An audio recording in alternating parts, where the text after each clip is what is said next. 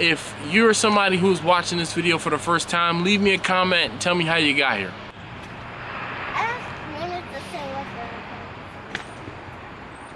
Hey yo, this is Dash. Yeah.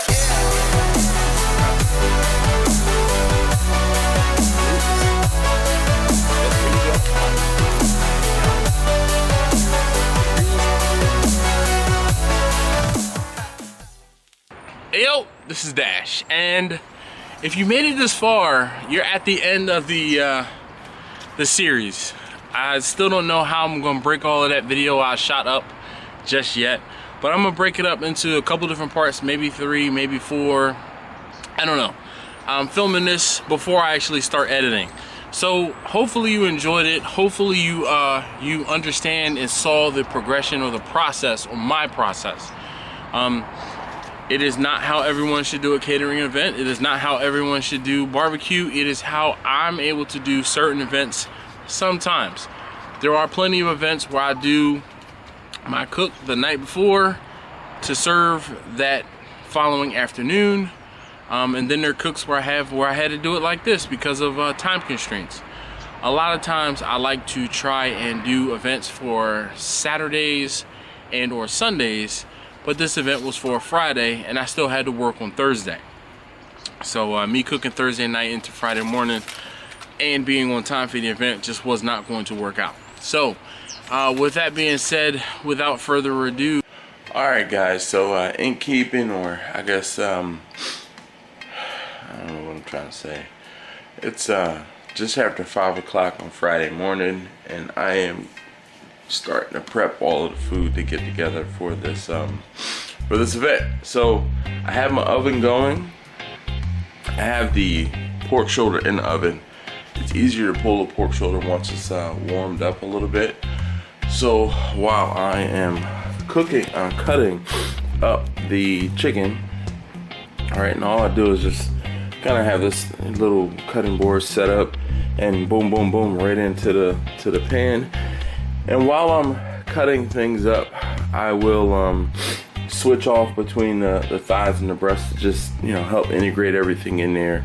Once I finish cutting everything up, I'll add a little bit more seasoning, a little more sauce, and then I'll get this into the oven as well. While the chicken is warming, I typically cut up the brisket, and we're going to have a cycle. So the pork is in the oven warming while I'm cutting up the chicken. Once I finish cutting up the chicken, I will determine whether or not the pork is ready to be pulled. It's a lot of it I have this time, so it might take a little longer. So I might slice up the brisket. Once I slice up the brisket, I will then hopefully be able to pull the pork out of the oven, slice it, slide around the chicken, and make room to get some of the brisket into the oven to get that heated. But I have plenty of time, so I'm just going to take my time, let these things warm up. To reheat things, I usually warm them up at about 250 or 300 degrees, depending on how rushed I am and or how much time I have, and pretty much go from there. And then I put it into the Cambros. I think I'm gonna have to talk to you guys about Cambros and what they are and what they do at a later date. And that's pretty much it. So that's how I warm things back up. I know you guys might have had questions about that, but I need to get back on reheating up cutting up the chicken first and foremost, then reheating the brisket and the pork shoulder. So I'll catch you guys later on this morning in this process, probably once I have everything finished being warmed up and things like that. All right, I'll be back in a bit. All right, so I have my chicken all cut up and I have it mixed into this carboy here, or busboy pan actually. So the whole reason I have it in here is just because it has higher walls than one of these half pans or a full pan. So my ingenious, super duper, technologically advanced method for weighing out how much food I have to put into each pan. All right, you see my scale there? There's a handful, goes into the pan. I will get this. I get this half pan full up to 5 pounds, and then I put it in here and move on to the next one. This particular catering job, they want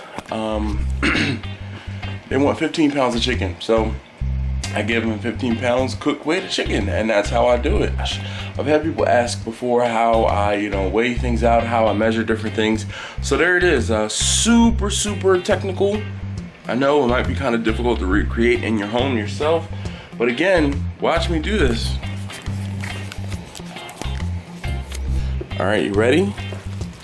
Handful into the pan.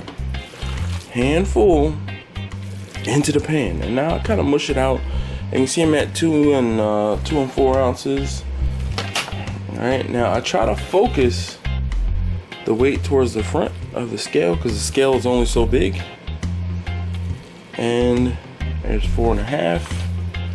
Another half handful, and we're at 502, 501. These aren't bugle boys. All right, 5 pounds is dead even. And then what I'll do in the last pan is I'll figure out, actually I probably should have done it early. I just didn't think about it. I tear the weight of the aluminum pan out. I think it's like an ounce or so, but here, there's some extra. And then I'll take this, because I only have one hand, I can't do it now, but I'll take this pan and put it into this pan. And that's pretty much it. So simple setup I have here. And then once I have that pan done, I will get it into the oven and get warmed. And like I said before, we're just gonna cycle the things in and out. Once it gets up to temperature, I will then take the next thing out, take the chicken out and put it into Cambros. I'll show you what the Cambro is, or what I'm talking about, a little later. All right, see you in a bit. So while I was getting the chicken taken care of, I thought about something. So here's my carboy, or bus. Here's my gray tote. All right, this is 15 pounds of chicken, and this is what's left. So let me weigh it. All right, and I did weigh the pan by itself. It was just under 2 ounces. I think it's like 1.7 ounces. So, all right, now let me get this up on here. And we'll take that. So this will hopefully help to answer some, oh shoot, I just pressed the, and got it off.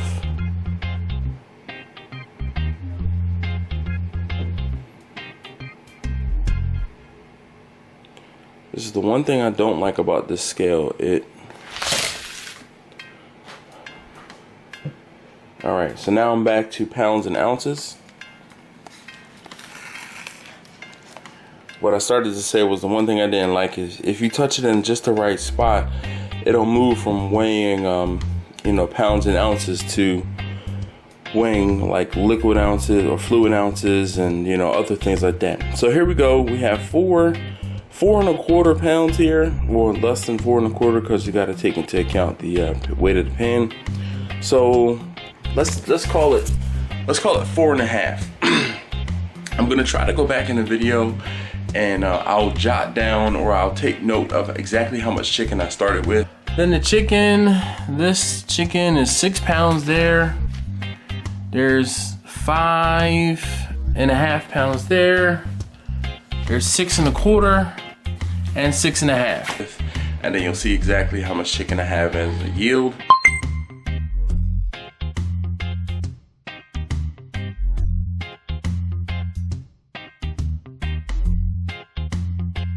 Hopefully it'll help answer some questions about how much you start with, and then for uncooked weight versus cooked weight. All right, hopefully that helps somebody out. Next thing, let me get the chicken into the oven to warm, and I'm gonna get the pork out of the oven. The pork has been in the oven for about 45 minutes. So I'm gonna get the pork out of the oven, and I'll start pulling it. Okay, so the next step in this process, I have the pork shoulder over here on the counter. And again, I just took it out of the oven. I knocked the chill off of it just so it makes it a little more pliable and easy to pull the pork out of the, pull the pork period. So because of the fact that I need both of my hands to pull the pork, and I left my tripod unfortunately out in the garage, you're gonna have to settle for me kind of explaining to you what I do. So get in here, pull this apart. Anything that is edible, I put into this pan. Anything that is not, I put into the sink. And then what I do, or what I've been doing, is I've been gathering the cooked pork fat for a friend of the family who has a big dog, or she has a couple big dogs, and I give it to her. All right. So pretty simple. Anyone who has pulled pork before knows exactly what I'm talking about. I personally do not like anything that doesn't have a good mouthfeel in my pulled pork. So not a whole bunch of excess fat, not a whole bunch of excess veins and or arteries or whatever else. You know, could just be remnants of the you know, of the pork shoulder, which is exactly what it is. So I'm gonna go ahead and get that stuff pulled. It is about 6:30 at this point, so I am still making decent time. And next step, once I finish pulling the pork, I told you guys that I've, you know, kind of rotate. I only have so much oven space, so I got my chicken all cut up. I got that all weighed out. You saw that. Next step was for me to get the pork out of the oven, okay, and get this pulled. Once I get the pork pulled and separated, weighed out, I'll get that into the oven. Then I'll focus on slicing up my brisket. Once I have my brisket sliced up, that is the last thing that I'll have to go into the oven. And it looks like, I feel like I'm way ahead of schedule. Hopefully I didn't just jinx myself. But I'll see you in a bit. Okay, so I'm back at it. And I have my pork pulled. Been a little bit of a time gap. I had a little bit of downtime. My family was getting ready for school and work respectively, so I kind of let all of that noise and hustle and bustle get out of here before I picked up on what I had to do. But because I had so much of the pulled pork, this is it. Try and get you down in there so you can see decent bits of, you know, nice bits of smoke ring in that pork. And I'm going to use my highly technical and scientific method of weighing out the pork that I need. Again, I need 15 pounds of pork for this event, so I'm going to go ahead and set up my the bin, my half pan, my scale, and then a full pan that I'll weigh everything into, and then I'll get it in the oven and warmed up. Next thing on the agenda is to slice up the brisket. Okay, so just as I did with the chicken, I figured I would actually weigh out everything that I had so you could see exactly how much yield I had after everything cooked off. So there is my 15 pounds of pork that is getting ready to go into the, that is getting ready to get warmed up. And this is what I have left. You can see there's 2.2 pounds, 3 and some change ounces. So basically 2 pounds of pork shoulder or pulled pork left over after it's all said and done. Like I said, I just had just over 2 pounds of pork left.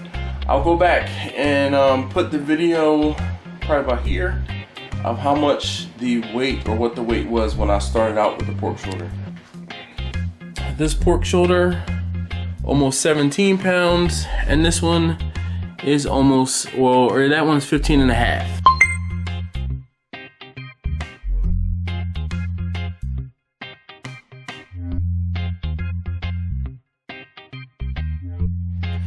Okay guys, we're coming down to the final stretch.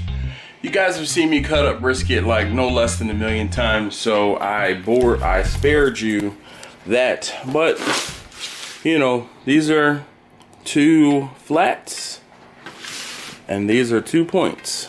Okay, I usually do the smaller outside edge, or the part of the point closer to the flat on either outside edge, and then I put the tip of the point, which is exposed to the heat and the smoke, in the middle. I don't know, it's just how I do it, as opposed to running it up this way and then starting over and running it that way. Whenever I'm doing a pan like this, it just looks more symmetrical to me. But there is that smoke ring down in there. Can't really see it on these because it's a little buried. I had to kind of get creative in getting it in there, just because I couldn't get it to fit the way that exactly I wanted it to, and I didn't want to use more than 2 pans. So nonetheless, at this point, the next step is making sure that everything that I have is heated up. The chicken is already warm. The pork shoulder is in the oven right now, or the pulled pork is in the oven right now warming, and I'm getting ready to get this brisket in here. I gotta get creative and fit all of this in here so that I can keep on schedule. All right, see you in a bit. All right, so it is almost 9:45, and I'm just ready to get out of the house. Final things I'm getting together. So I have my Cambros. I don't think I've actually talked to you guys about what the Cambros are, and you gotta pardon, obviously I'm kind of close up onto them, and they are rather big. So this is the big one. What I will do is I will try and put some model information down in the description. I actually got this one off of Amazon, and this one I got from the Restaurant Depot. This one was close to $400. This one was close to like $250, $300. I have 2 of these, and I have just this one. For the most part, for the things that I've been doing as of late, I have been getting away with using just this one, but there have been events where I have had 2 of these, and both of them have been full of capacity with food. Yeah. All right, so let me open it up real quick and I'll show you what I have going on inside. All right, so I have had, I don't know if I kind of pressed the button, I'm sorry. I have at one point had these 2. I had 2 of these that I had full to capacity, and yeah. And this one is the one that I pretty much use on a daily basis, or as of late, I've been using this one primarily more and more. If the event's small enough, if it's not, then I'll step up to this one. So let me show you inside. Okay, so this one, it has a single side latch here, and then it opens up. Now, what a Cambro is a food transport, and it'll keep your food warm or it'll keep your food cold, depending on how you put the food in here. So now you see this particular Cambro has 1, 2, 3, 4, 5, 6, 7, 8, 9, 10, 11, 12 slots, and I believe it'll fit up to 6 full catering pans at once. 6 full catering pans, or I believe this one will fit like 16 half pans. It might be 16 half pans. But you see how I have it set up now. One of the things I'll tell you as a pro tip, when I'm using or I have extra space in the Cambro, because this thing is already going with me, I tend to put other things inside of it. So there's my au jus. Here are my pans for my racks. Okay, so I can make sure I have them. There's my pulled pork. So this is 15 pounds of pulled pork. This is 15 pounds of the chopped chicken or pulled chicken. And I'm gonna be putting my brisket down at the bottom as soon as it comes out of the oven. So this is my warm transport for the day. And each of these has their limitations and problems. We can talk about that in a totally separate video.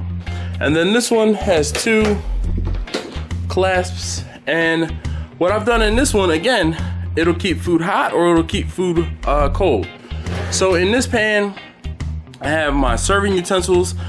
For this particular event, I did not say that I was going to be doing service or anything like that, but just in case, I'll take serving utensils as well as sternos with me. So obviously the sternos would be for the warm food, But I'll take the serving utensils because what I can do is if they want me to stay, I can upsell them and charge them for being on site and doing the service. So I take these things with me, kind of a just in case. I do stick around and or they don't have serving utensils. Oh, yeah. All right, so this one is the this is the smaller of the two. This one will fit 4 full catering pans when placed in here properly.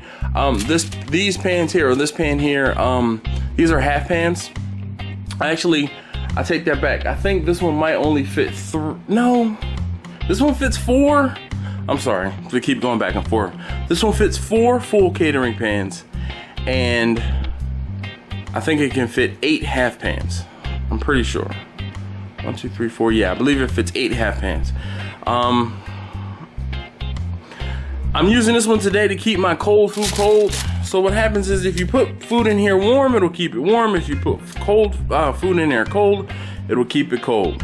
So let me go ahead and close this up. And I showed you, again, pro tip, if you're taking a Cambro and you have space for other things to go inside of the Cambro, use it. That's less space I have to, you know,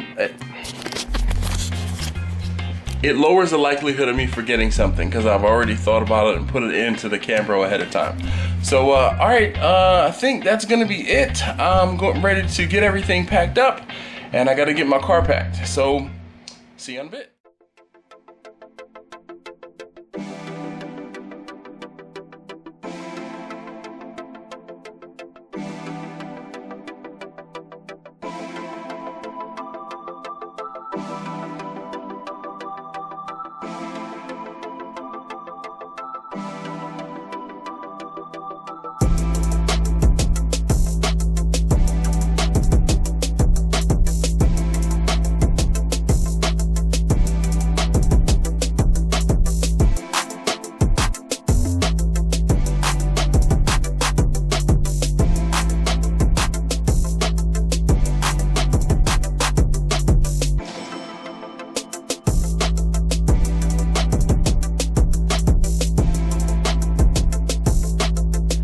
So unfortunately, I was unable to get any footage while being at the event. Yeah, I just didn't feel comfortable pulling out my camera. I didn't feel comfortable, and I was not left alone long enough to be able to pull out my camera and like show you pictures. I did put some pictures of the you know, like the setup and things like that, but as soon as people started coming, as soon as I opened up the food, I didn't take my phone out, I didn't have my camera out, so none of that. So I do apologize for not having any footage for you guys. But hopefully, you know, you've guys all been to different events. You've hopefully maybe have hosted something or you know, or something or other, and possibly, you know, served food and had food obviously for you. So you know what to expect. Those things being said, if you guys have any questions about anything that I showed you in this video, please feel free. This is an open discussion. I really enjoy, and I have been enjoying talking to you guys in the last couple of videos. I really feel like I'm not talking to myself when I am filming into the camera, okay? And this is a discussion, this is a conversation, and I appreciate you guys who are leaving comments down below. If you're somebody who's watching this video for the first time, leave me a comment and tell me how you got here, all right? Thank you again as always for watching. See you next time.